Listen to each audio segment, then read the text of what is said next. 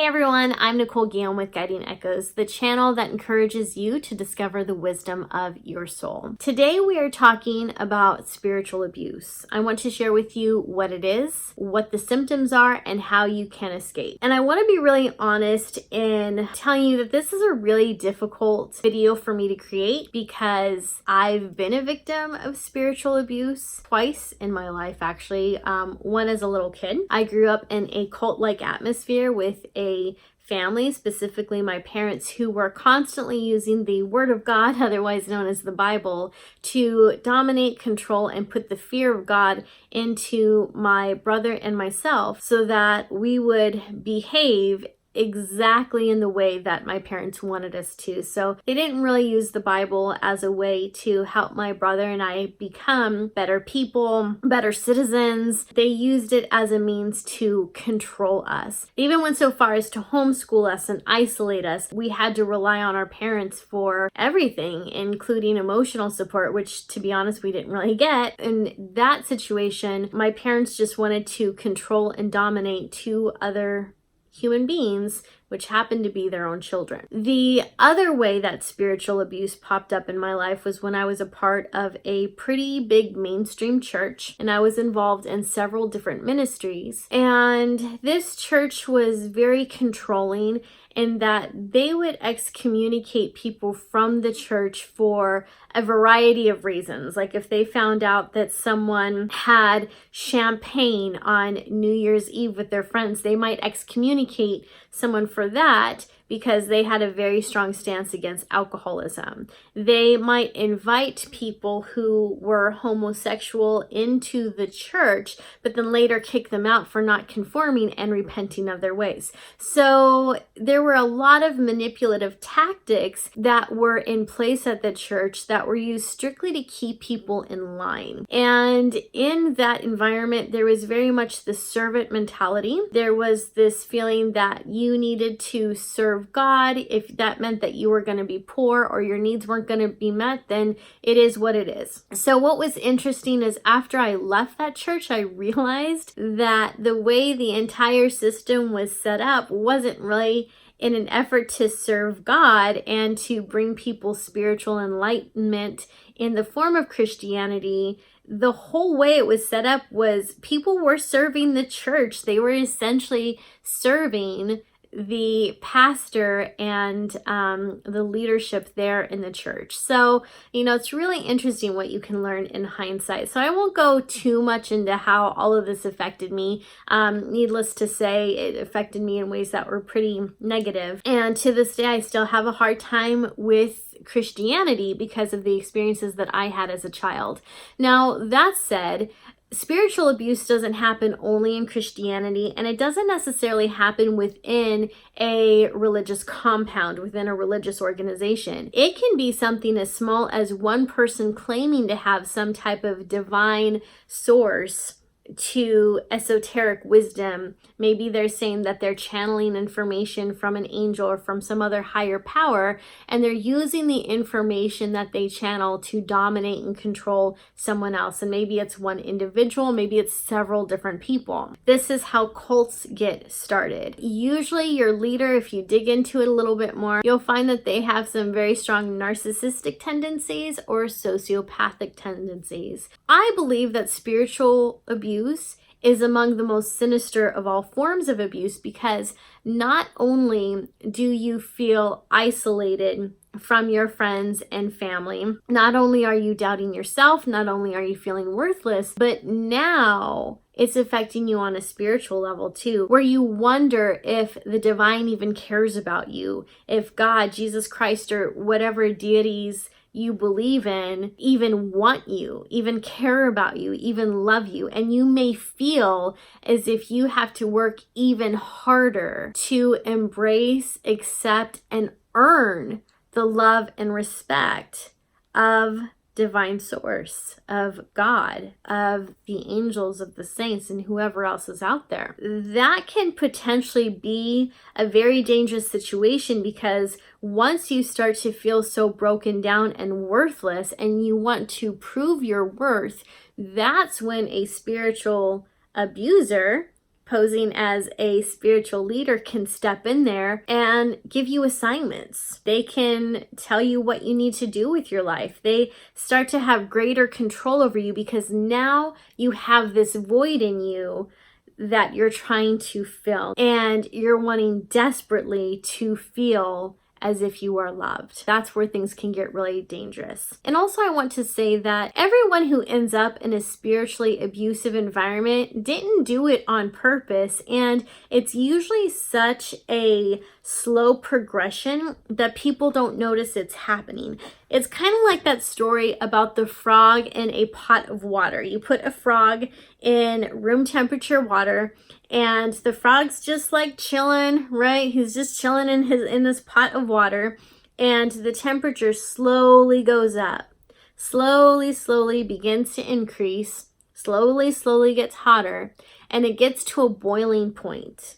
And the frog never tries to escape because the increase of the temperature happens so gradually that the frog doesn't even know it's in danger. The frog doesn't even recognize that the heat of the water is slowly going up, and he doesn't notice this until it's too late, and there's nothing he can do about it. That's what abuse can do. It can be this really slow progression where at first you're very comfortable, you were probably getting love bombed, you were probably accepted by this wonderful community or this wonderful person, and you felt so lucky and you felt so happy and you felt the utmost joy.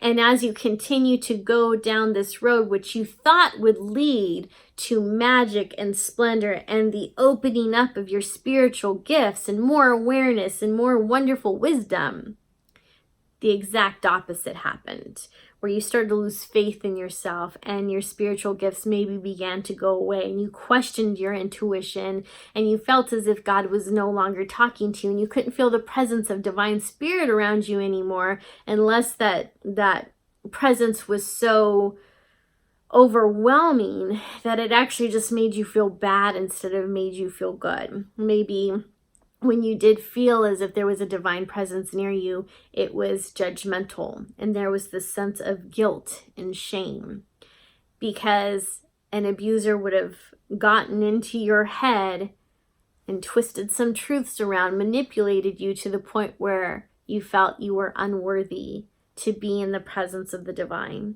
So when you did actually feel that presence, you felt as if you weren't worthy. You felt guilty instead of loved. So that's how most people end up getting tricked into a spiritually abusive relationship, whether it is a cult-like atmosphere in a community or whether it is a loving relationship between two different people. I'm sure you've seen that happen. Most of us have, where one of our friends begins to date someone and she's really excited about this person, but that person maybe has a interesting belief system, and before you know it, she starts to follow the spiritual belief system of that person, begins to isolate herself, close herself off, and before you know it, she's not returning your texts, she's not returning your emails or phone calls, and then eventually you just kind of stop hearing from her. And when she does post on Facebook or Instagram, there's like this vacancy in her eyes, and she's just always with her boyfriend, or she's always doing this community outreach through her spiritual community now. And you just feel as if something's off. And so when you notice those things, you're not wrong. You're not wrong. Just because people are out doing good deeds doesn't necessarily mean that they have good intentions. Sociopaths and narcissists are well known for going out into the community, saying the right things, doing the right things, getting involved in nonprofit organizations. And it's not because they really care about that organization or because they want to help. It's because they want the attention.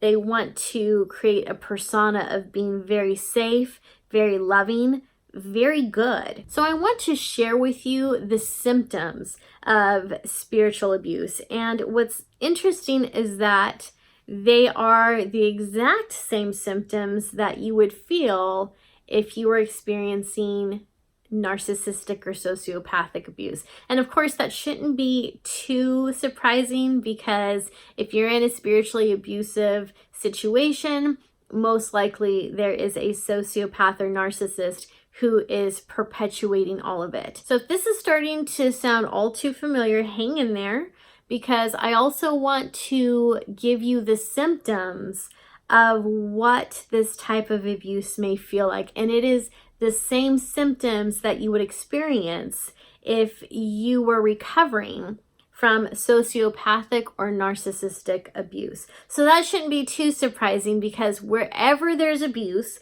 whether it is within a family, whether it's domestic abuse, whether it is spiritual, psychological, emotional, whatever form it may be in, there is almost always a sociopath or a narcissist behind it. So if all of this is starting to sound familiar, I want you to hang in there with me just a little bit longer, because we have 2 more things to go over. One of them is the psychological effects of gaslighting. So basically the symptoms, I want you to see if these symptoms match what you've been feeling. And then after that, we're going to go into creating a plan so that you can escape this type of abuse, okay? So the list that I am going to share with you actually came from an account on Instagram called Narc and Empath. Feel free to check out that account. The woman who runs this account shares a lot of fascinating information about narcissists, sociopaths, and she shares a lot of very good information that will help you to heal from that type of abuse. So here we go. Psychological effects of gaslighting. Gaslighting is really just another term for manipulation. It means that someone is manipulating you so much that you're starting to think you're crazy and that you're starting to question reality. So that's what gaslighting is. First on the list, your self-worth deteriorates. Second, you may believe you deserve the abuse. That actually happens a lot in spiritual communities. It's really scary. 3, you may feel isolated after being manipulated to cut ties with friends and family. 4, you often doubt your decisions and behavior. 5, you repress your thoughts and feelings because they are often invalidated. 6, you constantly second guess the truth. 7, you start to have low self-esteem. 8, you constantly feel confused and crazy. 9, you lose trust in others. 10, you wonder if you're good enough. 11, you often ask yourself, am I too sensitive? And 12, you can't understand why you aren't happier. So if these rang true for you, and you can pinpoint the beginning of this happening while you are in a spiritual relationship, spiritual community of some sort, then to me it's obvious that you are in fact being abused. So just keep that in mind and know that this isn't just in your head. This is not your fault. You did not do anything to deserve this, and you deserve better. You deserve better. This is not normal. Feeling these things, feeling this way is not normal. In a healthy spiritual community, you would feel free. You would be encouraged to be independent. You would be encouraged to be courageous and resilient and to listen to your own intuition and to follow your heart. You would be supported by your community in the dreams that you want to achieve. You would not be told that you need to give X% of your money to this organization. You would not be told what you need to do with your time. You would be allowed to make those decisions on your own, and you wouldn't be judged for it. You wouldn't be judged for it at all. You would be embraced, loved, and accepted simply for being who you are. And there would not be all of these responsibilities and obligations that are piled onto you to the point where you feel like you're going to break. And any time, resources, or finances that you offer to that community would be embraced with the most gratitude and appreciation. You would never feel as if you weren't giving enough. You would always feel as if maybe you're giving too much. And that would be consistent. They would consistently love you. They would consistently accept you. They would consistently encourage you. That doesn't mean they wouldn't approach you once in a while if they were concerned about maybe some type of behavior they were seeing from you, or if they were concerned about something happening in your life that even you yourself acknowledge is kind of negative. But they would be offering genuine support without manipulation, without obligation. It would be like, hey, we see you're going through a hard time, or hey, I don't want to pry, but I'm concerned about this person you're seeing. It seems like he talks down to you a lot. Is that, is that something we can talk about? They would genuinely care about your well-being, who you are as a person, and they would want to see you light up, glow, and grow.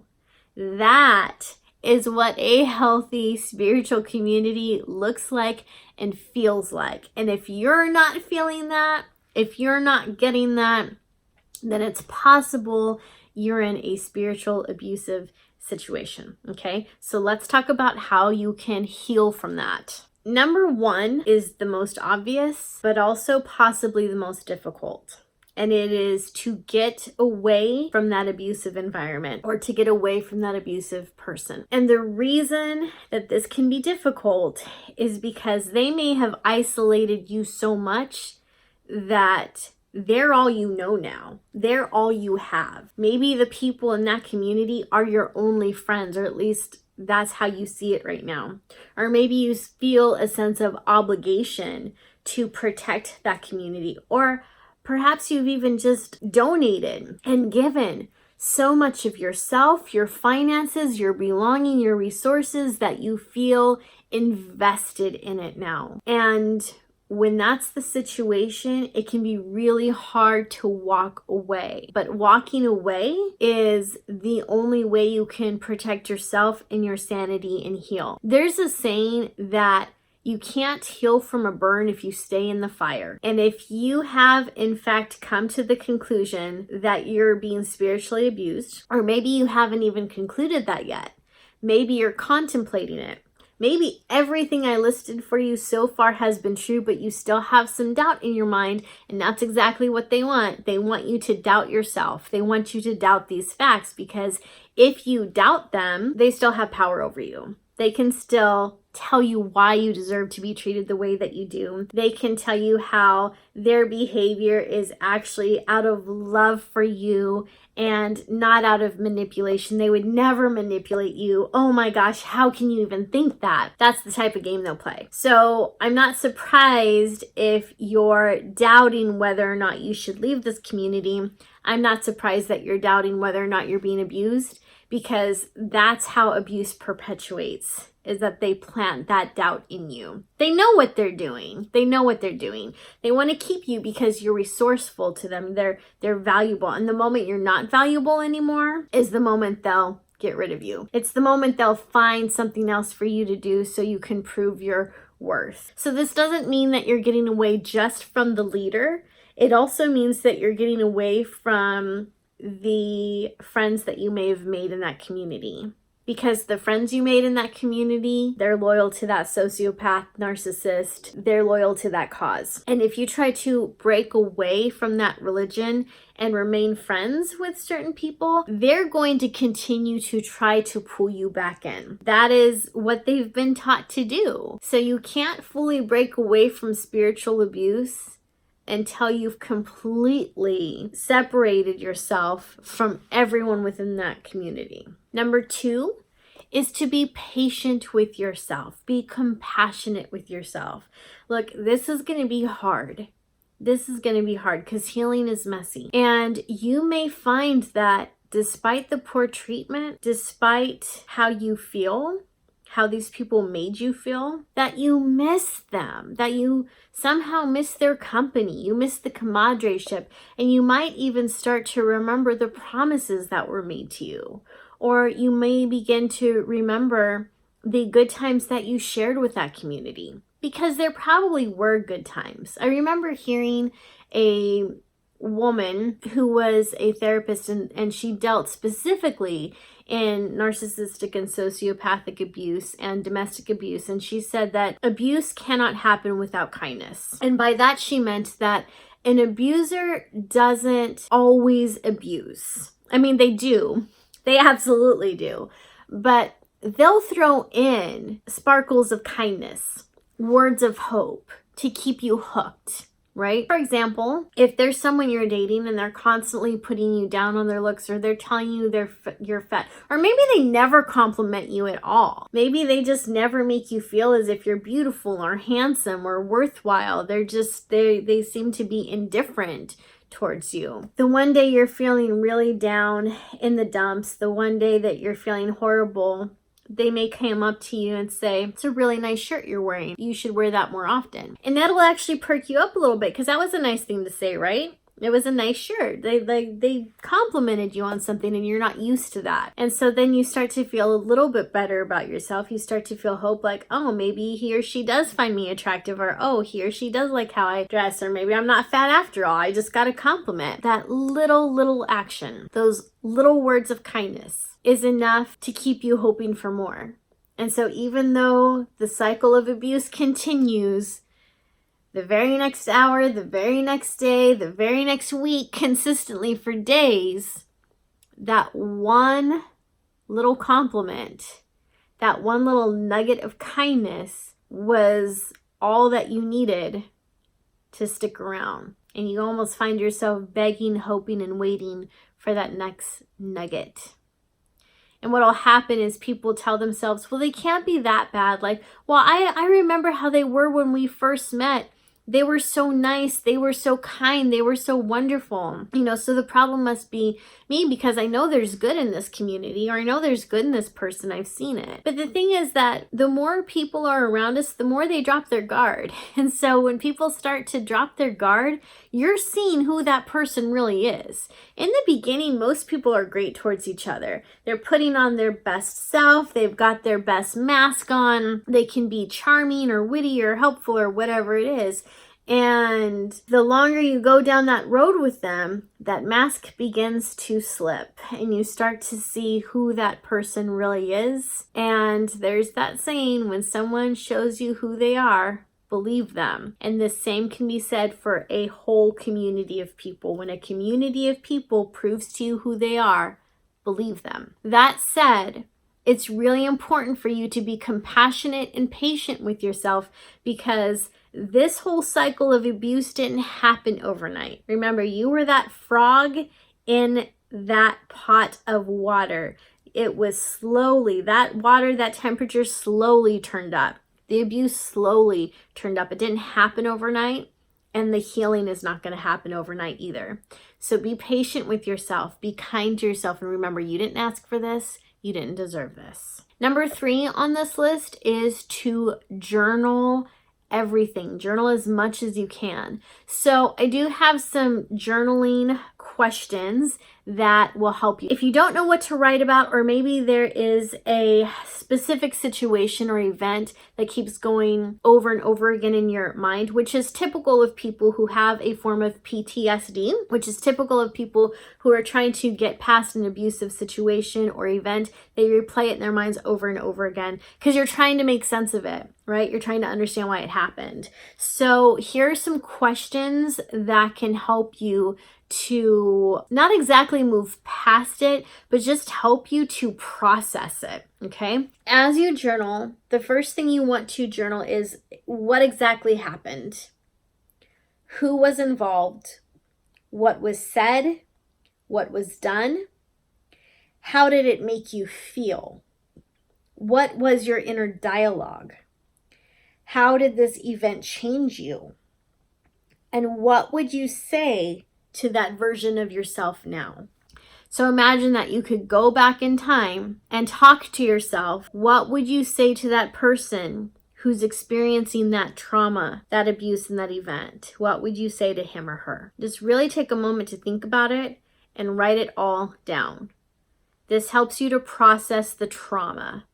And You may continue to run it over and over in your head, but it will at least kind of tone it down so you're not obsessing over it anymore, because you have to be able to get this out. Journaling is one of the best ways to do that because it kind of slows down your thinking process and makes you more aware of what you're actually thinking, what you're remembering, and it's very helpful. Number 4 is to find a therapist or counselor that works specifically with trauma and abuse. I would also suggest that you stay away from any therapists or counselors who are too spiritual or religious. And by that, I mean, let's say, for example, that you left a coven. Maybe you were involved in a coven where the spiritual abuse was just absolutely insane. And you still have a form of faith inside of yourself. You still want to worship the gods and goddesses. You still want to work with different spells and rituals. All of that is absolutely okay. I would recommend staying away from a counselor or therapist who is involved in the same type of spiritual system that you're leaving. You may not be leaving the spiritual system, but you're definitely leaving a community, because you don't want that counselor to accidentally trigger you. You don't want that therapist or counselor to start putting their own dogma into you, which is something I've experienced and seen before, where when I was leaving Christianity, I ended up going to a counselor who I knew was Christian, and they start quoting scriptures at me and sharing their own theologies with me. And I was just like, I can't. I need secular counseling. That's what I need right now. I would recommend that for you. I would recommend that you find a counselor who specializes in trauma-based counseling, who also specializes in getting result-oriented therapy, because obviously we want you to heal and we want your confidence build up in yourself, right? We need you to trust yourself and your intuition, and you can actually do that without religion, without a spiritual belief system. So find someone who can help you believe in yourself and get you back on your own 2 feet. And the 5th tip that I have for you is to congratulate yourself, because you got out and most people don't. Most people stay in that cycle of abuse. So congratulate yourself every single day. Praise yourself every single day for having the courage, having the resilience, for getting out of that situation. And also congratulate yourself for not having lost yourself completely, for acknowledging your self-worth, for acknowledging and recognizing the abuse, and for deciding that you're worth saving, for deciding that you were going to be your own savior and your own hero. That's big, my friend. That is not something that most people are capable of doing. I guess a 6th tip that I would have for you, now that I'm thinking about it, is once you leave that type of community, you may feel empty for a while, right? Because you just lost your friends, you just lost your network, you lost the people who gave some type of value and meaning to your life.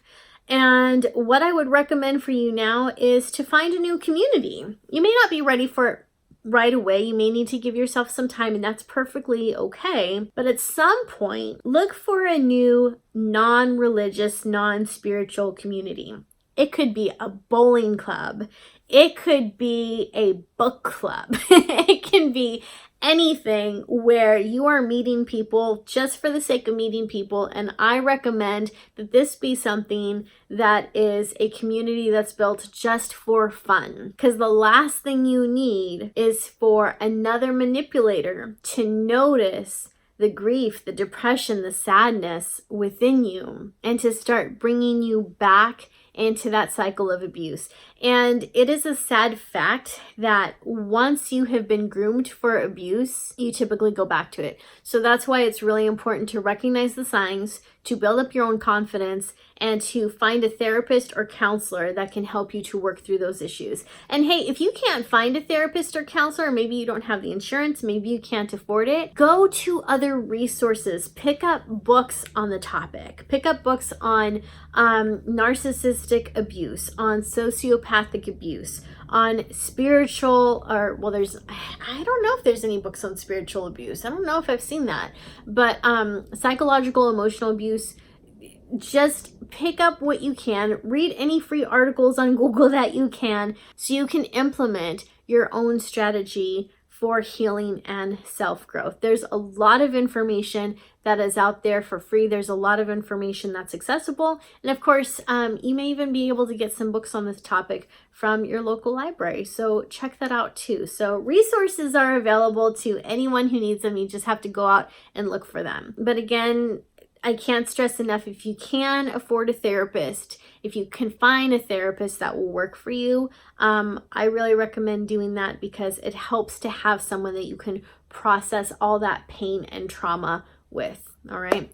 So I hope that you found this video helpful. I know it was long, so thank you for sticking with me. And if you would like to share your stories of spiritual abuse and how you escaped, if you have additional tips that were not mentioned in this video, I would like to invite you to share that with the community. So be sure that you put that in the comment section down below.